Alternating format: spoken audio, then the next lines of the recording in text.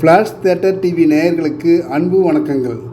புதுமுகம் ரங்கராஜ் 2 வித கேரக்டர்களில் முழுமையான ஹீரோ செய்யக்கூடிய விஷயங்களை எல்லாம் செய்து நடித்து இயக்கி பங்குதாரராக இருந்து தயாரித்திருக்கும் படம் கட்ஸ். படத்தின் ஆரம்பத்தில் ஏழ்மை நிலையில் மனைவி மீது பாசத்தை வைத்திருக்கும் ரங்கராஜ் முறுக்கு மிசை ஜிப்பாவுடன் நிறைமாத கர்ப்பிணியான தனது மனைவி சுருதி நாராயணனை இரவில் அந்த சின்ன ஊரில் ஆட்டோவில் கொட்டு மழையில் பிரசவம் பார்க்க அழைத்து செல்லும்போது சரமாரியாக வெட்டப்பட்டு கொல்லப்படுகிறார். கர்ப்பிணி மனைவி குழந்தை பெற்று மீன் வியாபாரம் செய்து பிழைக்கிறாள். அவளுக்கு ரவுடிகளால் இடைஞ்சல்.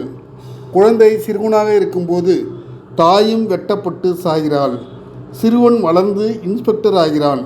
பெண் குழந்தையோடு காதல் மனைவி நான்சி மலையாளத்து வரவு ஓரளவு மகிழ்ச்சியோடு வாழ்ந்து கொண்டிருக்கிறார்கள்.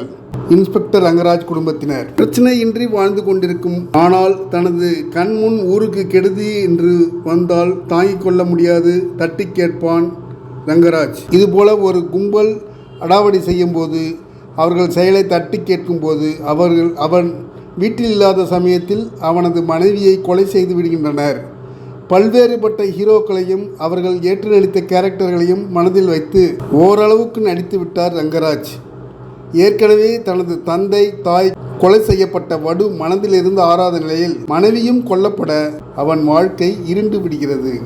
பெண் குழந்தை அதை மாற்ற முயற்சிக்கிறது.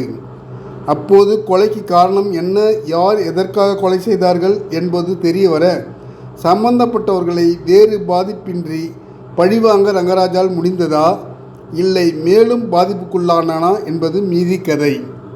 ரங்கராஜ் தவிர 2 கதாநாயகிகளில் சுருதி நாராயணனுக்கு நன்றாக நடிக்கக்கூடிய வாய்ப்பு. அனுபவம் வாய்ந்த நடிகை போல நடித்து தள்ளிவிட்டார்.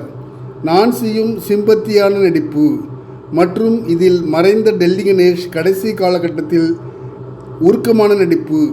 பாசமுள்ள குணச்சித்திர அதே சமயம் ரவுடிசத்துக்கு தயங்காத மைத்துனர் கேரக்டர்கள் சாய் தீனா, கிரிப்பான போலீஸ் இன்ஸ்பெக்டராக வரும் பிர்லா போஸ், ஸ்ரீலேகா பெண் போலீஸாக நடித்திருக்கும் அறந்தாங்கி நிஷா நல்ல நடிப்பு. ஜோஸ் பிராங்க்லின் இசையும் பாடல்களும் மனோஜ் ஒளிப்பதிவும் பரவாயில்லை என்றவாறு இருக்கிறது. நடிகராக ரங்கராஜின் ஈடுபாடு அபரிதமானது. கேரக்டர்களை வித்தியாசப்படுத்தி காட்ட முயற்சித்திருக்கிறார். திரைக்கதை காட்சி அமைப்பில் புதுமையாக எதுவும் இல்லை என்பது குறைதான். நன்றி, வணக்கம்.